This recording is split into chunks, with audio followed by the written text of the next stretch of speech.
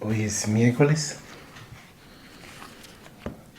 25 de marzo del año 2026. Vamos a dar inicio a la reunión de esta tarde con la oración inicial.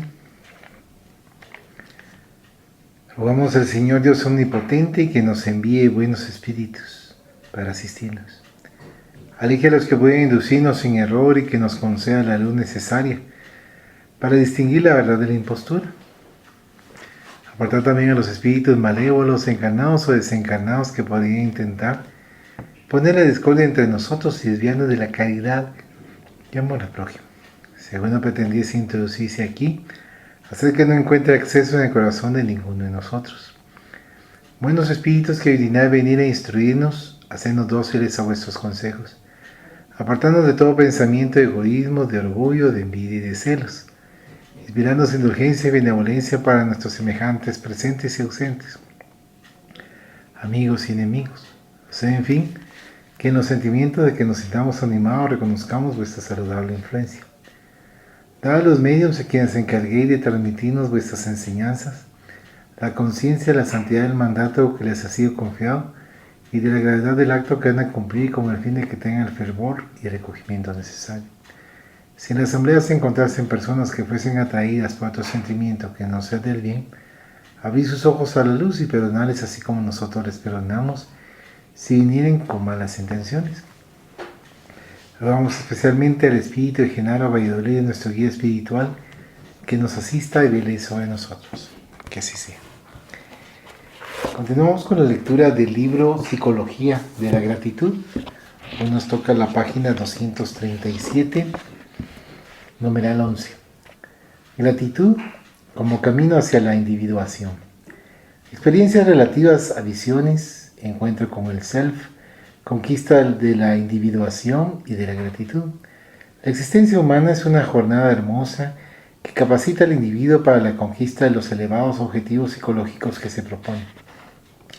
Una vida carente de significado psicológico es una existencia destituida de sentido y de búsqueda. Se reduce al conjunto de fenómenos fisiológicos en los cuales los automatismos funcionan con más vigor que los sentimientos y las expresiones de la razón.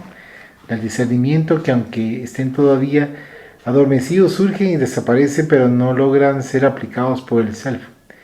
El predominio del ego está caracterizado por los intereses mezquinos en un nivel de conciencia del sueño, sin vislumbrar la realidad en lo inmediato.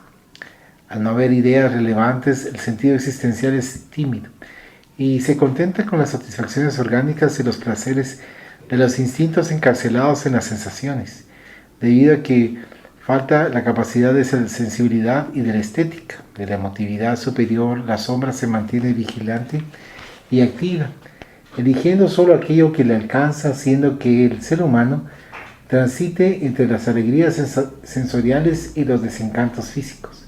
Sin embargo, mientras consigue mantener los gozos, todo va bien y le resulta suficiente, hasta el instante en que otros fenómenos inevitables, aquellos que afectan al cuerpo en el proceso degenerativo, tales como las enfermedades, los trastornos emocionales, las dificultades sociales y la pérdida de aquello en que se complace, transforman al trayecto en un martirio, en un verdadero sufrimiento en el cual la rebeldía y la queja se instalan perversamente.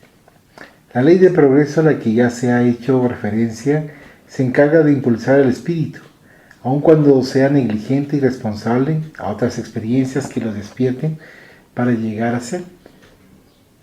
El instrumento, cualquiera sea el matiz que presente, es normalmente el instrumento del cual la vida se vale para demostrar al inadvertido que la existencia física no es un viaje hacia lo que agrada exclusivamente, hacia el disfrutar de las satisfacciones inmediatas sin ningún respeto por el esfuerzo personal, por las luchas, incluso por las reflexiones afligentes que alteran la percepción de la realidad. En la claridad de los días de júbilo, el discernimiento aún embrionario no consigue romper las cadenas con lo primario para entender la necesidad del crecimiento ético y de la auténtica conquista de la salud. Ese tránsito del estado de adormecimiento hacia el despertar siempre se presenta cuando se es obligado a caminar por la noche oscura del alma, de conformidad con lo que destacaba San Juan de la Cruz, que la experimentó en forma prolongada hasta que consiguió la crucifixión del ego y de sus pasiones para morir en un holocausto personal y resucitar en una madrugada de bendiciones y de conocimiento de la verdad, perfectamente lúcido y feliz. Mientras tanto, a menudo nos es invitado a transitar por esa noche aquellos que todavía no se han adaptado a los procesos de cambio de los periodos de entrenamiento inferiores, en los cuales las necesidades son fisiológicas predominantemente, hacia otros menos orgánicos y más emocionales y psíquicos. En vez de esfuerzo para conseguir, ese paciente se revela, se entrega a la queja y transforma las experiencias en un rosario de lamentos y de dicha. En él subsiste el niño maltratado, siempre ansioso de apoyo y afecto, que se niega al crecimiento psicológico, al desenvolvimiento de los valores espirituales que existen en su interior, así como en todos los seres humanos. La maduración psicológica exige no pocas veces grandes aflicciones y tedio de la situación de comodidad que pierde el encanto en razón directa a que se le vivencia, produciendo la saturación emocional de quien lo goza. Cierto padre laborioso y devoto de su deber tenía un hijo que, por el contrario, era fútil y vivía como parásito, explotador de su padre, aplicaba el tiempo en los gozos materiales y en el debilitamiento gradual de sus energías morales, aunque eran escasas. El padre maduro y sabio siempre le advertía y le explicaba que por medio del fenómeno natural de la vida, él mismo sería el primero en morir y que los saberes, por muy abundantes que fueran, cuando se los consumía y no se renovaban, tendían a agotarse y a extinguirse. Le informaba que los amigos que lo rodeaban no le tenían la menor estima, sino que estaban interesados en los recursos de que disponía y que cuando estos escaseasen también iban a desaparecer. Los consejos sonaban como una vieja balada, conocida y rechazada. Oportunamente el trabajador ya anciano ordenó construir en los fondos de su propiedad un granero y colocó en su interior una horca, con una placa informativa con las siguientes palabras: yo jamás escuché los consejos de mi padre. Poco después, cuando todo estuvo concluido, llamó a su hijo, lo llevó al granero y le explicó: hijo, soy anciano, estoy cansado y enfermo.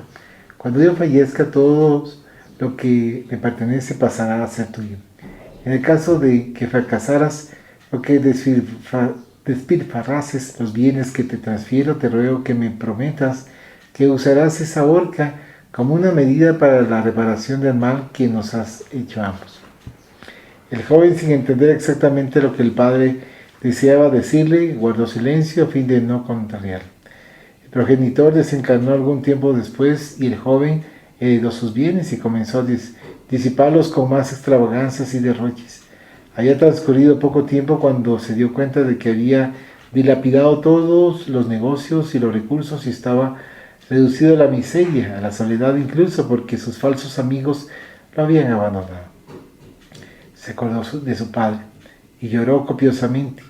En medio del llanto se acordó de la promesa que le había hecho, de que se ahorcaría después del fracaso. Temblando con su emoción desordenada, se dirigió al granero y allí encontró la horca, como también la terrible inscripción. Tuvo una iluminación y concluyó que esa sería la única vez en su existencia en que podría agradar al hombre honesto que había sido su padre, que había vivido decepcionado por su conducta. Subió entonces a la horca, colocó el lazo alrededor de su cuello y se lanzó al aire. El brazo del aparato, que era hueco, se quebró y cayó de él una variedad de joyas, diamantes, rubíes, esmeraldas, una verdadera fortuna, con una nota que decía: esta es tu segunda chance, te amo de verdad, tu padre. A partir de ahí su vida tomó un nuevo rumbo y él cambió por completo la manera de encarar una oportunidad. Cuando la existencia es frívola e inútil, siempre surge una segunda chance, pero lo mejor será que cada uno crezca a través del esfuerzo personal y sepa aprovechar el proceso de maduración a fin de que no se vea forzado al cambio después de situaciones desesperantes. Es inevitable la maduración psicológica del ser humano, incluso cuando se interpongan impedimentos momentáneos. El hijo, como es comprensible, podría haber evitado el periodo del sufrimiento y la amargura en el caso que hubiese prestado atención a su padre, agradecido todo lo que recibía sin crédito ni mérito y que deseaba. Si hubiese cultivado un mínimo de gratitud, habría comprendido que el esfuerzo de su progenitor agotado, pero siempre entregado al trabajo, merecía al menos respeto de su parte.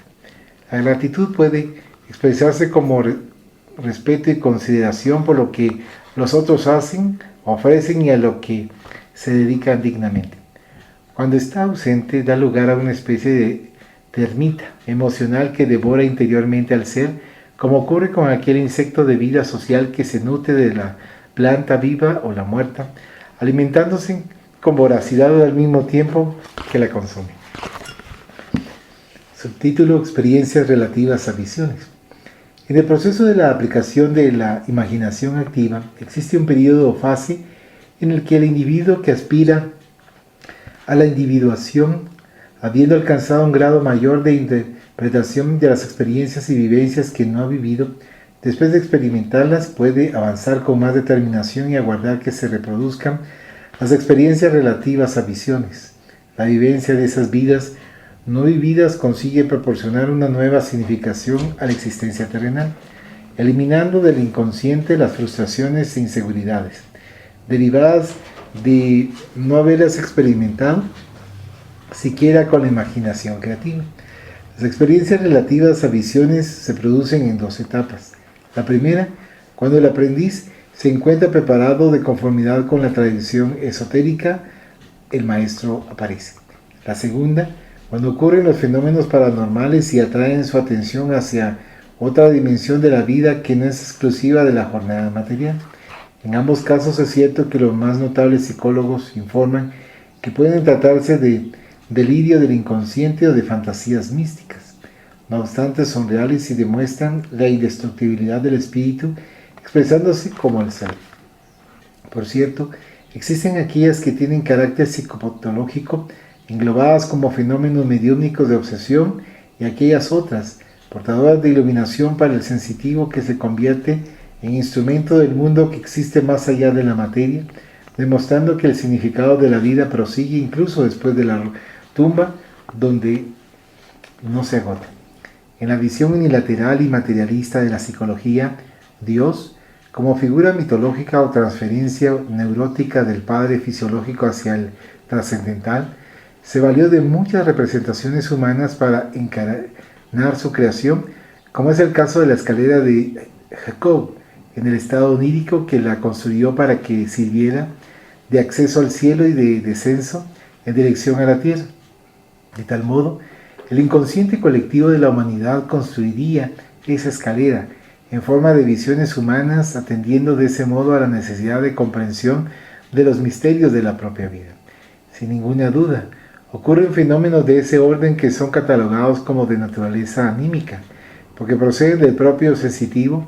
Otros, mientras tanto, trascienden su psiquis y se revelan como procedentes de otra dimensión, como en los casos de la psicografía con dos manos, de las correspondencias cruzadas, del profetismo, de la xenoglosia o facultad de comunicarse en un idioma totalmente desconocido para el paciente, incluyendo lenguas muertas y también extinguidas, tanto como las formidables manifestaciones ectoplásmicas o de materializaciones. Son portadoras de una finalidad significativa que es despertar al ser humano hacia su inmortalidad, hacia los deberes con su propia iluminación, hacia la conquista de la salud integral, hacia la excelsa gratitud por el honor de vivir en el cuerpo y poder liberarse de él continuando vivo. Habitualmente producen importantes cambios en el comportamiento para mejor, por liberar inicialmente al paciente de construcciones espirituales nocivas, como en el caso de los trastornos obsesivos, de la culpa en razón de que se sosiega con aquel a quien afligió o quien hizo desdichado en una experiencia anterior, propiciándole alegría de vivir, después de superar el fantasma de la muerte como aniquilamiento de la vida. Estas experiencias mediúmnicas ocurren con o sin la voluntad de aquel que es su instrumento, desde la infancia o surgen en los más diversos periodos de la existencia física. Pueden tener comienzo durante un proceso de enfermedad, tanto como en plena fase de salud y de plena armonía psicofísica. Al ampliar la perfección psíquica, constituyen sexto sentido, conforme con la definición destacada por el profesor Charles Richet, que se dedicó a estudiarlas durante más de 40 años. Irrumpen en ocasiones suavemente como una delicada brisa emocional o se presentan como tempestades que causan preocupación, mereciendo cuidadosos procedimientos especializados de modo que las conviertan en portadoras de equilibrio y utilidad. Allan Kardec las estudió durante largo tiempo, realizando observaciones prácticas y esmeradas con más de 1000 portadores de esa peculiar facultad y clasificó todas sus manifestaciones y las catalogó como de naturaleza orgánica porque tienen su sede en el cerebro, tal como ocurre con la inteligencia, la memoria, las aptitudes artísticas y culturales, religiosas y científicas. El prejuicio vigente en el siglo XIX, con todo lo que trascendiera las pautas establecidas y las supersticiones en las que se fundamentaban algunas creencias religiosas castradoras y punitivas, procuró erradicar de sus estudios en las áreas académicas a todo lo que pudiese parecer místico, como lo hizo el severo Sigmund Freud. La intolerancia de este último llegó a tal extremo al abrazar la dictadura de la libido, que interrumpió la relación con Jung a partir de que éste, en su visita a su residencia en Viena, presenció los estallidos que se producían en la biblioteca, tratando de explicar que se trataba de un efluvio cataléptico y que probablemente se repetiría conforme sucedió. El maestro, siempre temeroso de que los misticismos pudiesen incorporarse al naciente psicoanálisis, procuró prevenir alguna remota confusión y permanecer como adversario inclemente incluso de la religión, a la que consideraba como una neurosis de la sociedad. Cuando estuvo en París participando de las experiencias hipnológicas realizadas por el eminente anatomopatólogo John Martin Charcot, recibió de Charles Richet, auxiliar del maestro, el Tratado de Metafísica Humana, que era la síntesis de las investigaciones del sabio fisiólogo, pero no las consideró siquiera superficialmente. 40 años después, al hacerlo, se lamentó del tiempo transcurrido, informando que si lo hubiese hecho antes, habría encontrado mucho material para sus propias investigaciones y conclusiones. A pesar de eso, los fenómenos fueron estudiados por otros no menos ilustres científicos que los confirmaron después de que sometieron a los medios a los más rigurosos instrumentos de control a fin de impedir que los defraudaran y consiguieron comprobar la realidad de las manifestaciones espirituales que se producían simultáneamente en diferentes países del mundo. Investigando todas las informaciones y analizando las manifestaciones espirituales que ocurrían delante de él, Allan Kardec presentó el libro de los medios, pie de página. En esta oportunidad deseamos homenajear al libro de los medios de Allan Kardec, publicado en París el 15 de enero de 1861, que cumplió en 2011 el sesquicentenario de su lanzamiento, guiando a millones de vidas al equilibrio, la salud y la paz, que es un tratado poco común sobre la abundante fenomenología paranormal a partir de la posibilidad de que existan espíritus, hasta las conclusiones poderosas de su realidad y de su intervención en la vida humana, en el comportamiento y en la salud, en las relaciones afectivas y en las animosidades, en los fenómenos de la naturaleza, en los intrincados enigmas de la psicometría, del profetismo y de las apariciones. Gracias a su contribución ante la inmensa gama de portadores de trastornos de variada génesis, se puede introducir las perturbaciones de naturaleza obsesiva igualmente como desencadenantes de trastornos y problemas aflictivos. De ese modo, en el cuadro de las experiencias relativas a visiones, se puede incluir sin ninguna duda los fenómenos anímicos y mediúmnicos como responsables de un gran número de ellas, sugiriendo al ser humano la conquista de la individuación. Incluso en ese particular hay lugar para la gratitud a los inmortales porque se preocupan por todos aquellos que todavía se encuentran en el envoltorio material y no tienen presente su procedencia espiritual, ayudándolos a prepararse para el retorno al gran hogar que es inevitable. ¿Algún comentario? Está bien, sí, gracias. Y seguimos entonces con el subtítulo Encuentro con el Self. Jung definió al Self como la representación del objetivo del hombre íntegro, a saber, la realización de su totalidad y su individualidad. Con o contra su voluntad, la dinámica de ese proceso es el instinto que vigila que todo lo que pertenece a una vida individual figure allí, exactamente con o sin la anuencia del sujeto, ya que se tenga conciencia de lo que acontece o no. Capitaneado por el instinto, el self experimenta su imposición como también un proceso de transformación continuo y enaltecedor en el sentido de la individuación. Muchas veces, experimentando su propia sombra, tiene la finalidad principal de auxiliar al ego en su integración plena, durante la vigencia del eje que los vincula e influye sobre ellos recíprocamente. A pesar de que la sombra sea generadora de muchos conflictos, se debe considerar que en muchas situaciones esta responde por diversos factores que producen alegría, relaciones felices, motivaciones para vivir, presentando otra cara opuesta a su constitución primitiva, como arquetipo. En la integración del ánima con el animus, a fin de que se consiga la armonía, la sombra ha contribuido con una buena parcela de entendimiento de sus finalidades, propiciando la vivencia de ambos sin perturbar a la persona, por ser esta el resultado de la represión de muchos sentimientos que no pudieron ser vivenciados. Emerge del inconsciente y se expresa muchas veces de manera afligente. Todos creen, por ejemplo, que la función del médico es la de curar, para la cual siempre debe estar preparado a las órdenes.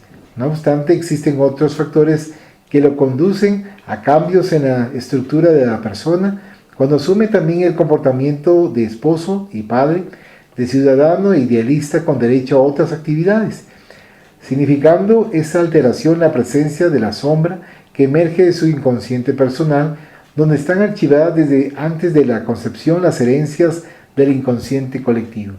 En un análisis contemporáneo, a la luz de las enseñanzas espíritas, esos archivos del inconsciente colectivo son el resultado de vivencias que el espíritu realizó en reencarnaciones pasadas a través de los tiempos, siendo portador de esas herencias, impresas en su perispíritu, en la conciencia, mientras las experimenta en el periodo adecuado.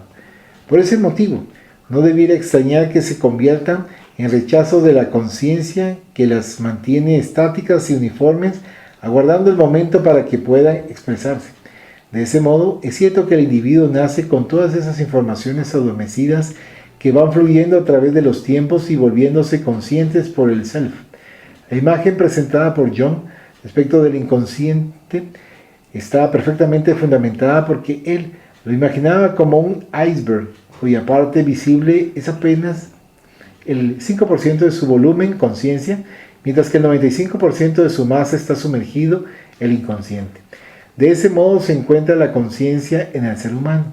Hace recordar también el mismo concepto de Freud cuando lo comparó con un océano y a la conciencia con una cáscara de nuez sobre él. En realidad, todas las experiencias pretéritas vividas a lo largo de sucesivas existencias corporales se conservan en archivos inmensos presentes en el inconsciente y van siendo revividas por la conciencia en los momentos de los grandes trances de sufrimiento, en los estados alterados de conciencia durante los periodos oníricos, cuando son liberados automáticamente, permitiendo que el espíritu vuelva a vivirlos. Por lo tanto, la raíz de este inmenso arsenal que se encuentra en el inconsciente y que puede flotar en la conciencia, muchos conflictos y complejos de la personalidad toman cuerpo, conduciendo a las personas a trastornos de variada denominación. ¿Cuántos pacientes se presentan resignados en la miseria, confiando pese a la escasez, dignos y honestos en las situaciones más lamentables de la existencia socioeconómica en que se encuentran? En tal situación, continúan ejercitando los caracteres morales de una existencia anterior, cuando se encontraban en una posición relevante, ya fuera en el poder, en el confort, en la dignidad, mientras hoy experimentan lo opuesto, contribuyendo a favor del self armónico con el ego integrado en él, formando una unidad. De igual manera, Existen aquellos que se mostraban soberbios y mal educados en la pobreza, agresivos y furiosos que ostentan recursos que realmente no poseen. Reviviendo situaciones anteriores que no pudieron afrontar dignamente y retornaron al escenario terrenal con pruebas y expiaciones rigurosas. Eso ocurre a fin de que lleguen a valorar las oportunidades de la existencia, especialmente de los desafíos o las pruebas de la riqueza, del poder, de la belleza, de las situaciones envidiables que invariablemente son transformadas en lugares de esclavitud, a los cuales el self retorna cuando se encuentra bajo el ímpetu de los recuerdos inconscientes. Los numerosos complejos de inferioridad o de superioridad en que una significativa cantidad de personas se retuercen sin conseguir disimular los disgustos de la situación en que se encuentran, proyectando lo que permanece en el inconsciente, en la difícil condición en que transitan en el mundo, tienen origen en las conductas alimentadas en existencias anteriores que no supieron completar, que no supieron emplear o que aplicaron de manera ignominiosa. Esas personas portadoras del complejo de inferioridad son groseras, ingratas, exigentes, se complacen en humillar a los servidores y los auxiliares, siguen siendo dominadoras e inaccesibles. De idéntica manera, otras portadoras del complejo de superioridad ni siquiera se permiten la convivencia saludable dentro del círculo familiar y social en que se encuentran y no ocultan el conflicto que las aflige. Estas herencias que los marcan, provenientes de las experiencias pasadas, son mucho más comunes de lo que puede parecer y consumen a sus víctimas aquellas que las conservan. Corresponde al self diluir esas edificaciones vigorosas impresas en la persona por el inconsciente personal a partir de que la psiquis comenzó a animar la materia en la concepción fetal. La adopción de conductas saludables asociadas a la disciplina de la sombra, que se presenta como el instrumento de ejecución de esas frustraciones del proceso evolutivo, se torna inevitable y de inmediata aplicación. Mediante la reflexión le es posible al self constatar qué es y cómo se conduce, esforzándose por modificar las emisiones mentales hacia otras conductas más equilibradas, dentro de los parámetros de la salud que proporciona relaciones edificantes y compensadoras. Conservando la posición referida a las imágenes reprimidas en el inconsciente, esos pacientes no tienen noción de cuánto le deben a la vida y se vuelven ingratos y reaccionarios cuando, produciendo un cambio en la actitud adquirida por intermedio del autoanálisis que propicia la identificación de los defectos, podrán comenzar por bendecir la vida, por ascender en la escala de los valores, por vencer la soberbia, para agradecer la oportunidad de auténtico crecimiento hacia la felicidad. Será mediante ese esfuerzo que el ego se integrará con el self, sin que desaparezcan sus valores de elevada significación. ¿Algún comentario? Sí, aquí se mencionaba una parte donde decía que el instinto empuja al self, o sea, a sí mismo, para cumplir objetivos. Y dependiendo también de uno mismo, de la elevación moral, en este caso el uso del libre albedrío, sobre las pasiones que serían como unas palancas que pueden utilizarse para tener cierto empuje hacia algún objetivo. Dependiendo de la inclinación, este objetivo va a ser un objetivo elevado o incluso podría ser un objetivo egoísta. Entonces hay que tomar en cuenta también que es la guía de la moral siempre bastante importante.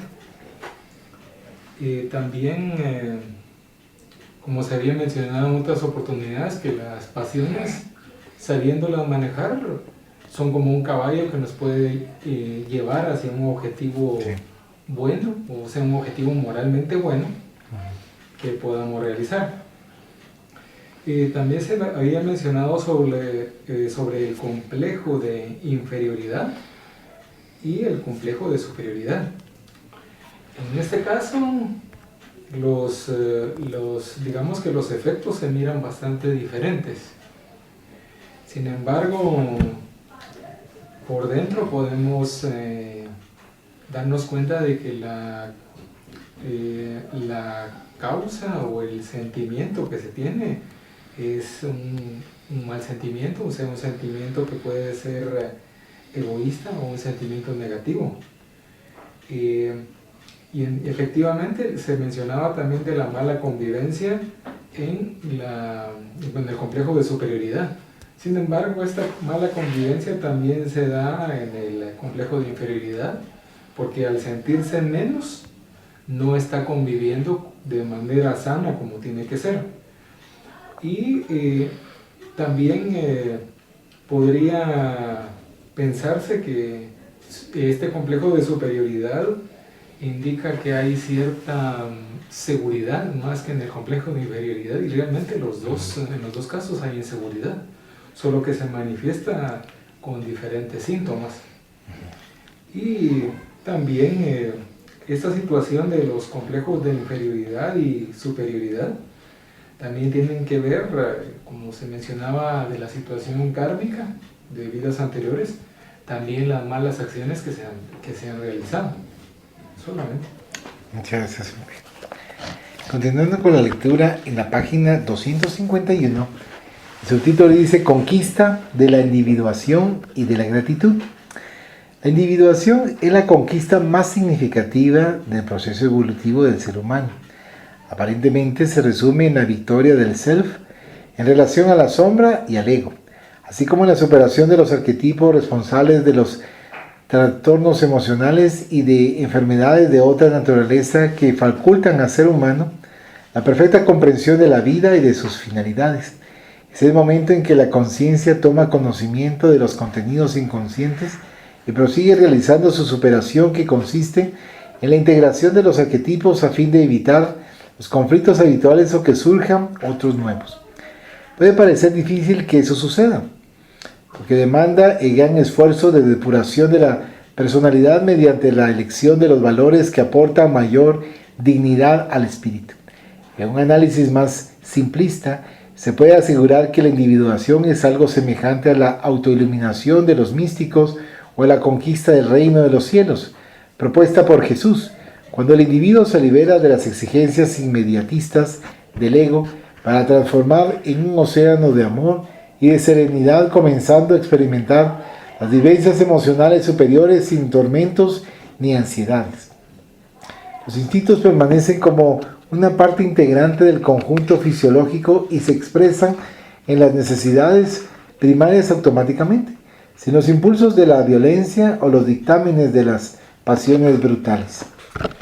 A medida que se diluye la sombra, se produce la armonía del eje ego-self, al mismo tiempo que otros arquetipos como el ánima y el animus. La persona proporcionan equilibrio psicológico, como ocurre con Jesús, que es el modelo de la verdadera individuación. Se trata de un viaje que realiza el self integrado, foco energético y central de la personalidad, dado que el self es el diseñador de la trayectoria de la existencia humana desde la etapa infantil, que se manifiesta en los periodos oníricos, en los cuales se muestra a través de símbolos arquetípicos. Es lógico que haya una gran ansiedad en el paciente que desea la integración en el self, la autoconciencia, pudiendo orientar los arquetipos perturbadores que antes generaban los conflictos y los trastornos del comportamiento por falta de conocimiento de su realidad. Todos pueden alcanzar ese momento culminante de la evolución psíquica mediante el esfuerzo que realicen para interpretar los símbolos y las angustias que preceden a su manifestación. Santa Teresa de Ávila accedió a él mediante los importantes éxtasis que la condujeron al estado de plenitud, de iluminación interior, así como Francisco de Asís o Miguel Ángel, quien al terminar de esculpir la estatua de Moisés quedó deslumbrado a tal punto que exclamó emocionado: ¡habla! Era tan viva la obra que solo le faltaba hablar para convertirse en un ser real. Músicos y artistas de diversas procedencias, científicos y mártires, filósofos, éticos y místicos consiguieron esa integración perfecta, vivenciando el estado de plenitud que los acompañó hasta el momento de la desencarnación. Normalmente un psicoterapeuta experimentando puede conducir a sus pacientes al momento culminante de la liberación de sus trastornos, cuando los lleva a la individuación como nivel superior y eminente de la salud integral. Jung logró experimentarla y consiguió individuarse por medio de métodos psicoterapéuticos que él mismo había elaborado. El maestro suizo elucidó también que se puede conseguir la individuación cuando se logra la asimilación de las 4 funciones descritas por él, como sensación, pensamiento, intuición y sentimiento. En sus estudios de alquimia comparó la meta de la individuación con lo que sucede con la opus o gran obra que los alquimistas intentaron experimentar. Es por lo tanto un proceso lento, continuo y de elevación emocional. Puede ser alcanzado también mediante la oración. Los fenómenos mediúmnicos y paranormales, las regresiones psicológicas que conducen a la fase infantil o incluso uterina, así como a las existencias pasadas, la meditación de forma que todos los contenidos inconscientes generadores del miedo y de la ansiedad, de las angustias e inquietudes, puedan ser diluidos por intermedio del enfrentamiento consciente sin dejar ningún enigma entre los paisajes del inconsciente que pudiera resurgir de forma atemorizante. Esa conquista hermosa hace diferente al ser, liberándolo de los clichés y de las imposiciones sociales que siempre lo esclavizan, exigiéndole condicionamientos cuando aspira a la libertad. Con esa conquista el ser humano se vuelve consciente de sí mismo, de las responsabilidades que le atañen dentro del concierto de la sociedad, infundiéndole coraje en el sentido de los ideales relevantes, aunque reflexionando que surgirán nuevas situaciones difíciles, pero que podrán ser superadas con naturalidad. La individuación también puede ser denominada en su comienzo de alguna forma como si se tratara de la participación mística de Levi Brühl en la etapa final, dado que el ser se ubica como la imago Dei. En una conquista de unidad no aísla al individuo, sino que, por el contrario, favorece su intercambio con las demás personas, a quienes comienza a ver de una manera diferente de cuando existía el predominio del ego. Es tan compleja que se puede afirmar que tiene comienzo pero nunca termina, porque se trata de la búsqueda de la perfección en lo relativo del mundo donde se encuentra el ser humano. Durante el proceso de individuación se puede examinar el desenvolvimiento de la sociedad desde sus comienzos y la manera consciente como ha venido luchando con sus proyecciones y superándolas mediante las conquistas del conocimiento cultural en sus diversos aspectos, especialmente en aquellos de naturaleza psicológica. La perfecta identificación de los conflictos ha permitido que siempre se aspire a la conquista de lo bueno y lo bello, como metas de la salud y del bienestar. Cuando se dejan atrás las diferentes etapas del desenvolvimiento emocional, surgen seguidamente los primeros árboles de la individuación, a consecuencia de la superación o toma de conciencia de los arquetipos que generan sufrimiento. Las denominadas virtudes religiosas, que eran consideradas como herencias místicas en el momento de la individuación, adquieren sentido de realización como el amor, que se transforma en una conquista relevante, indispensable para una existencia armoniosa; la bondad, que multiplica los bienes de los sentimientos elevados; la fe en el futuro como condición de estímulo, sentido y significado psicológico para proseguir las luchas naturales del proceso evolutivo; la compasión en forma de solidaridad y de comprensión de las aflicciones del prójimo; la gratitud como una corona de bendiciones por todo aquello que se ha conseguido y puede realizarse. La gratitud, hija directa del amor sabio, enriquece la vida de belleza y alegría, porque con su presencia todo pasa a tener un significado enaltecido, ampliando los horizontes vivenciales de aquel que la cultiva como un recurso de promoción de la vida. En todos los sentidos, se cuenta que cierto día, en Boston, en los Estados Unidos de América del Norte, un rebaño de carneros era conducido por una de las avenidas centrales de la urbe. Repentinamente uno de los carneros cayó sin fuerzas. Un niño muy pobre y desprotegido, al observar la escena, se dio cuenta de que la sed debería ser el motivo por el cual el animal había perdido sus fuerzas. tomó su gorro, corrió a una canilla cercana y recogió algo de líquido, que le acercó al carnero casi desfalleciente y le dio de beber. Pocos minutos después el animal corrió a reunirse con el rebaño que seguía su marcha. Una de las personas que había estado observando, con un tono irónico, le dijo al niño: «Gracias, tío», y se puso a reír burlonamente. Un caballero que había observado la escena le dijo al que se manifestó irónicamente: «El carnerito me pidió que le agradeciese en nombre de él, excusándose de hacerlo. Soy dueño de una casa editora, me conocen como Eduardo Bae, y siempre estoy buscando a los niños dotados de sentimientos nobles para cuidarlos. Acabo de encontrar otro. A partir de ese momento estarás bajo mi responsabilidad», le dijo al niño aturdido. Tiempo después, la sociedad acompañaría la trayectoria del doctor Carlos Morse, que se hizo conocido por la inalterable bondad con que trataba a todas las personas. La gratitud del carnero había alcanzado su noble finalidad porque jamás decae ni pierde su sentido. Ese hecho podría incluirse en la extensa lista de aquellos de naturaleza mitológica, de la misma forma que Hércules combatió el mal, derrotando a todos los enemigos del bien, por el inmenso placer de ser agradecido a la vida debido a su poder. El carnero, que es símbolo de mansedumbre, y el niño gentil, que puede ser considerado como un arquetipo de misericordia y compasión, que confluyeron en el mismo sentimiento de ayuda recíproca, produjeron al misionero del amor y de la bondad. Eso se debe a que la gratitud es uno de los más grandiosos momentos del desarrollo ético-moral del ser humano, y está instalada en la individuación, cuando todo adquiere belleza y significado.